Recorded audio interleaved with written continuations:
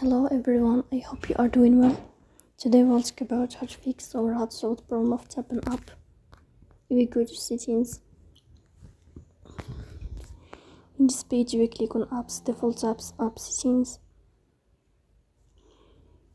On above here we search about Tapon app and we click.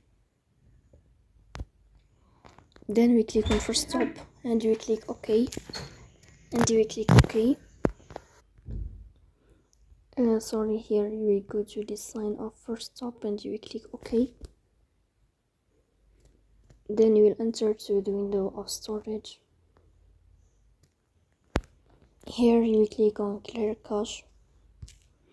Then you will turn off your Wi-Fi and you will turn on your Wi-Fi again to fix that problem. So that's all. Don't forget to press the bell icon, subscribe. See you next time.